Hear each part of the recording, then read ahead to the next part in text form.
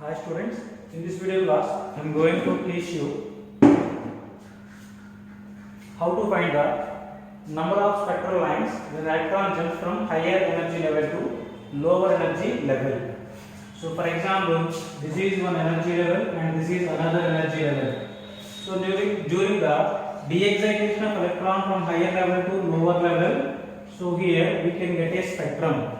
So in that spectrum, how many spectral lines are formed?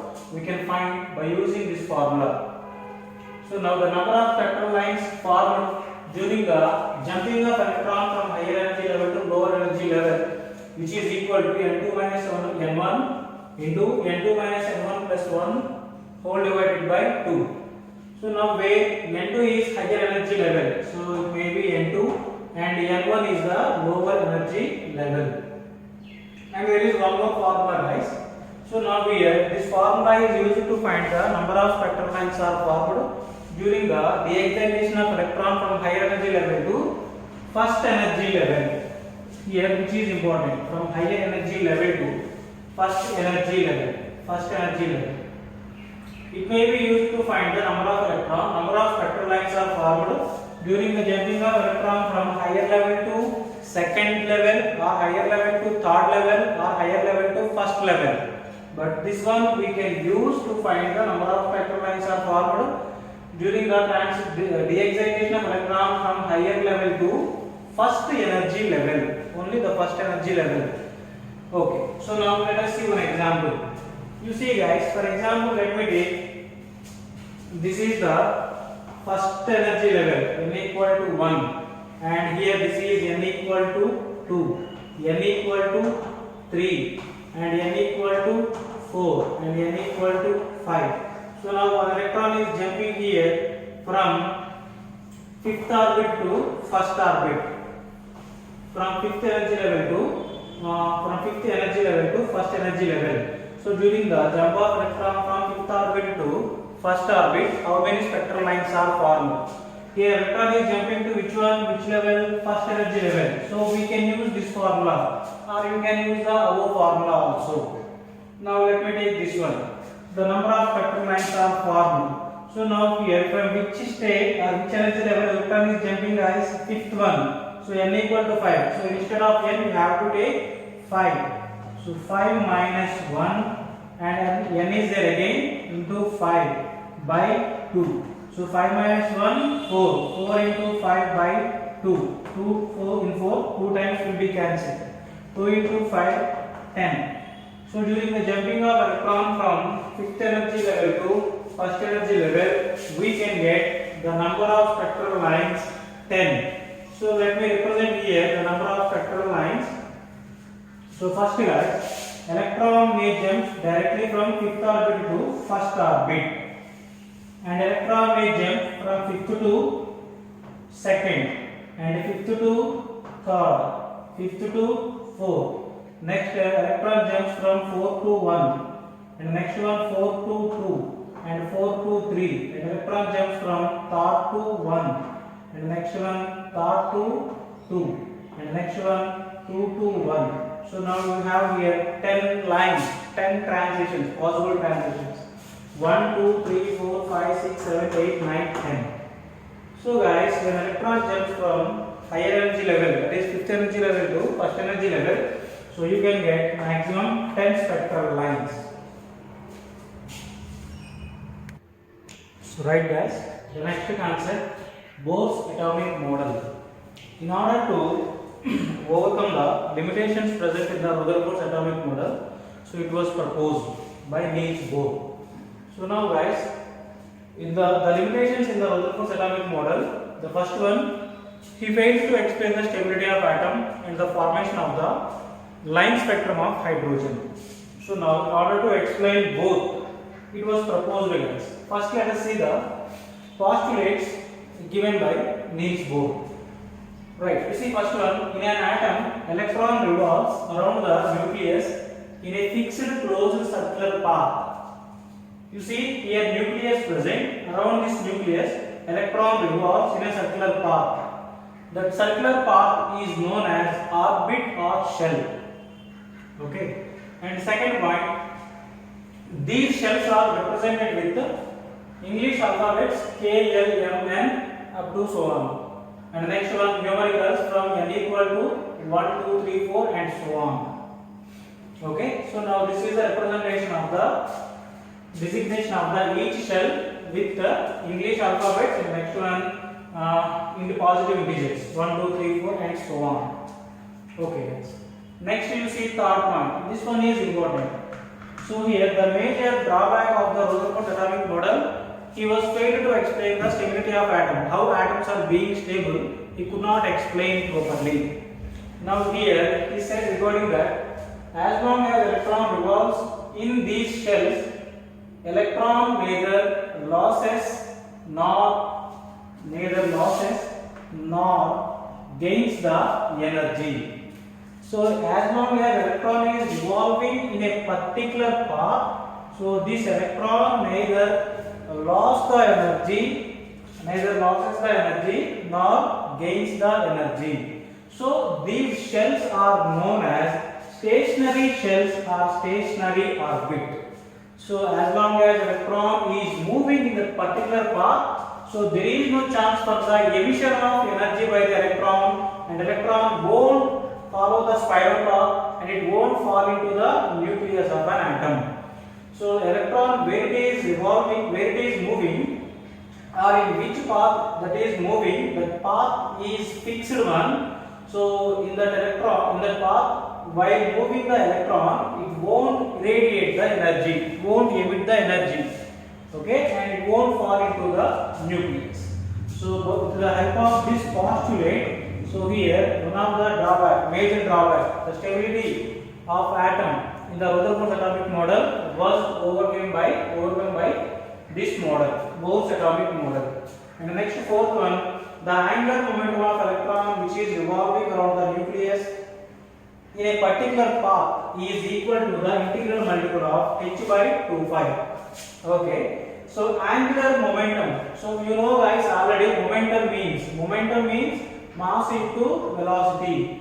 A body containing some amount of mass, when it is moving with some amount of velocity, it has a property that is known as momentum. We can get it by multiplying the mass of the body with its velocity.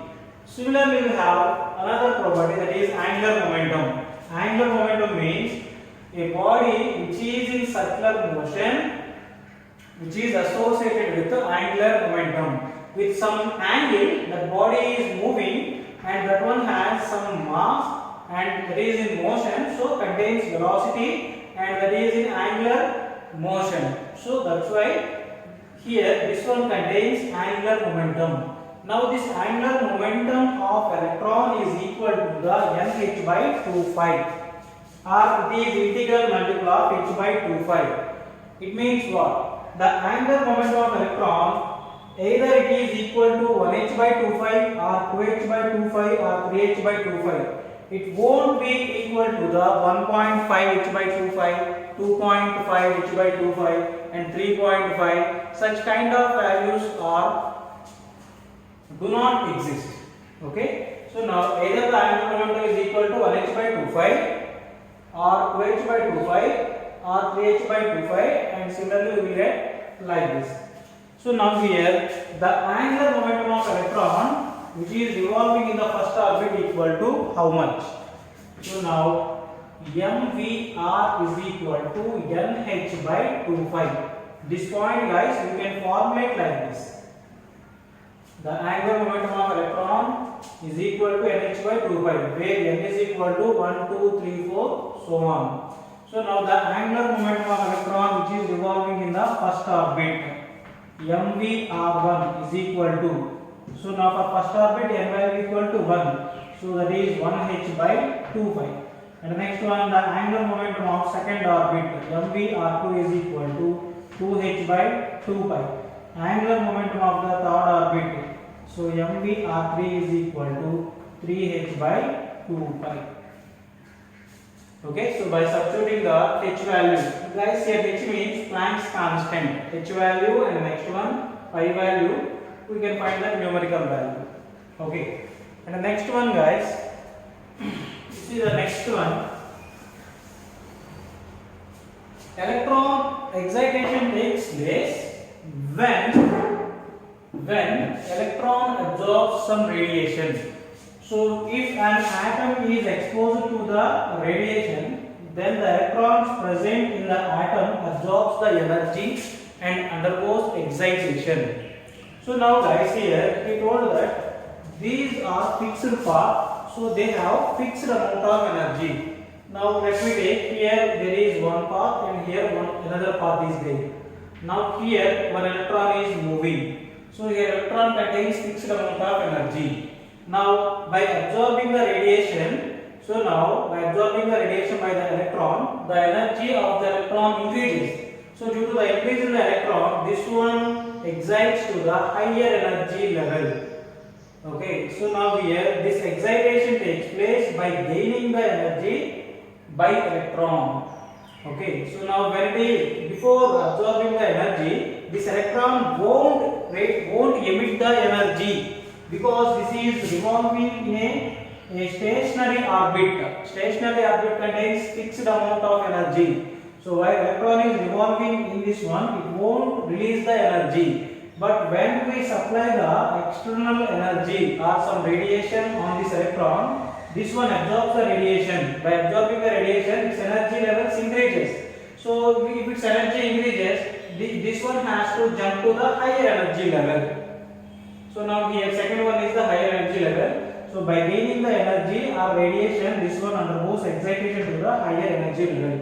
In higher energy level, electrons are unstable. So again they de-excite by emitting the radiation. I will show you in the form of a diagram, guys, clearly here. So now this is one shell, this is the second shell. Here electron is revolving. Now here we are using some radiation. So now by absorbing this radiation, electron undergoes excitation. Okay. So now electron is here now. Now again this electron, by emitting the absorbed radiation, this one de-excites to its original state. So during this de-excitation, here energy is liberated. So during the excitation, energy absorption takes place, and during the de-excitation, energy emission takes place by the electron. And the next one, guys, as the shell number increases, the energy gap between the energy difference between the two successive shells decreases.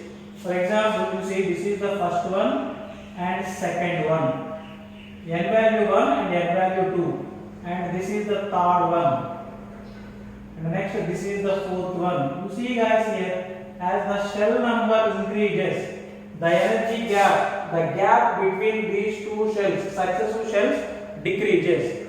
So we can get a clear idea about this from the equation of energy of electron present in a particular orbit. So here one of the postulate is, as n value increases or shell number increases, the energy gap between the two successive shells decreases guys, not increases. For example, energy of the first shell is E1, second shell energy is E2, and third one energy is E3, fourth one energy is E4. So now here, what about the energy difference of first two shells? It will be E2 minus E1. And next two shells, energy difference will be E3 minus E2. And last one, E4 minus E3. So now here the energy difference is decreases. The energy gap between the two successive shells decreases as n value increases. So right guys, for example, you see these are two shells. Now this is so right guys, for example, you see here there are two energy levels. Now here this is the first energy level, second energy level. Now energy of the first one is E1, second one is E2. Now the energy gap between these two, let me take it as delta E. So now where here delta E is equal to the E2 minus E1 guys. So next, from Planck's quantum theory, guys, the energy is equal to, it may be the difference between the two shells, or it may be the energy of the first shell or second shell, whatever. Any energy is equal to h nu. So here delta E is equal to h nu. Now from these two equations, guys, we can write h nu is equal to E2 minus E1. Now here nu means C by lambda. So next E2 minus E1. Now from this, guys, we can write 1 by lambda is equal to 1 by hc E2 minus E1. Now you see, guys, this equation is similar to the Rydberg equation. Okay. So next let us see. So next one, guys, he has given the equations to find the energy of electron present in a particular orbit, and next one, radius of orbit having electron and velocity of the electron present in a particular orbit. So now we are going to derive the equation to find the radius of orbit containing one electron. Now this is an atom, guys. So now here this is the nucleus, one electron is revolving. Now here one more important thing, guys, the equations of energy of electron, and the next one, the radius radius of the orbit and velocity of the electrons present in an atom. These all he derived or he explained for the hydrogen and hydrogen-like particles. Hydrogen contains one electron. Similarly, which particle contains one electron? They are also known as hydrogen-like particles. What are the examples? Helium plus lithium plus 2, beryllium plus 3. These all are the one electronic systems. Okay. So now here we have taken an atom. This one has one electron, or it may be a particle having one electron. Right. So now, guys, here this electron, there is a force of attraction over this electron by the nucleus. The force of attraction, we can calculate by using this equation, guys. So here inside of the atom, electron is there. Now this electron is attracted by the nucleus. With how much force this nucleus is attracting this electron towards itself, we can calculate the force of attraction by using this equation. Or that this is also known as Coulombic law of force of attraction. Okay, guys. So now by using this, we can find out how much force nucleus is using to attract the electron towards itself. Now 1 by 4 epsilon naught into Q1 Q2 by R square. In this equation, guys, F1 means the force of attraction on the electron by the nucleus, and Q1 means charge of the nucleus. So now, guys, the charge of the nucleus depends upon the number of protons present in the nucleus. If nucleus contains only one proton, guys, charge will be 1e. If nucleus contains two protons, then charge will be 2e. If nucleus contains z number of protons, then charge will be Ze. So now here the nucleus charge is equal to Ze. Q2 means charge of the electron. Only one electron is there. So here charge of the electron is E. And next 1 by 4 epsilon naught. So which is known as permittivity factor, guys. In Celsius units, its value is equal to 1. Now let us substitute all these things in this equation.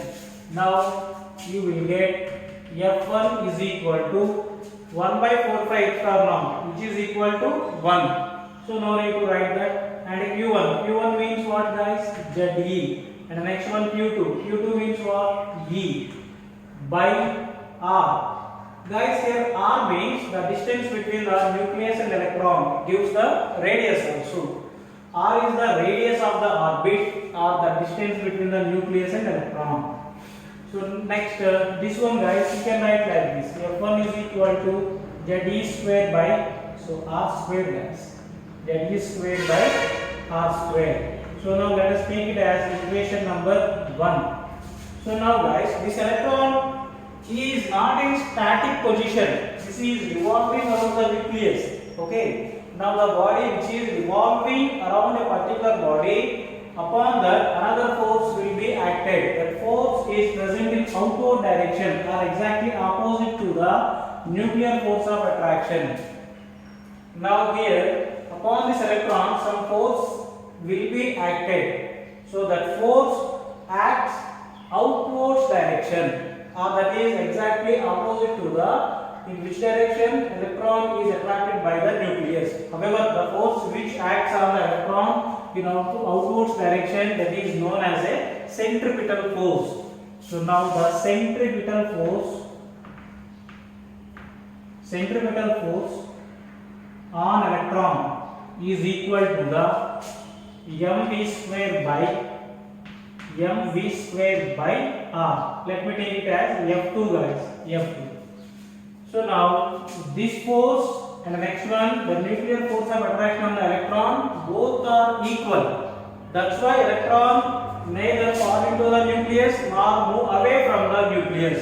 In a fixed path, this electron revolves due to the equal magnitude of the opposite forces over the electron. So we can equalize this one and this one, guys. These two equations we can equalize. This is equation 2. So now from equation 1 and 2, guys, we can write ZE square by R square is equal to MV square by R. Square and R will be cancelled. Next you can get ZE square is equal to MV square by R. So now we know one thing, guys, from the postulates of the Bohr's atomic model. One of the postulates tells that the angular momentum of electron mvr is equal to nh by 2 pi. So now here you write v is equal to nh by 2 pi mr. Now this v value we have to substitute in this equation, guys. Here v square is there, so here only you take square on both sides. So v square is equal to m square h square by 4 phi square m square and r square. So this equation we have to substitute in this one. So now this one you can take it as 3 and this is 4. So now substitute equation 4 in equation 3. That implies ZE square by r is equal to m into v square value is m square h square by 4 phi square m square and r square. M and square will be cancelled, r and square will be cancelled, and you write the rest of the part. ZE square is equal to m square h square by 4 phi square m and r. So now this r you send on left hand side and this part you send on right hand side. Therefore r is equal to m square h square by 4 phi square m into ZE square. So now this is the equation of the radius containing electron in an atom. Now guys, this radius equation is n square h square by 4 pi square m into ZE square. In this equation, guys, n and the next one z. These two are variables. N comma z are variables. And next remaining all are constants here. H is Planck's constant. M is mass of the electron. E means charge. Okay. So here electron and proton both contain same charge, same magnitude of the charge with opposite nature. So now here we can write, guys,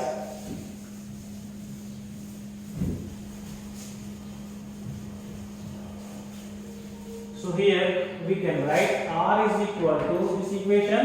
Let me write like this: h square by 4 phi square m e square into n square by z. Okay, guys. So now here variables I have written separately.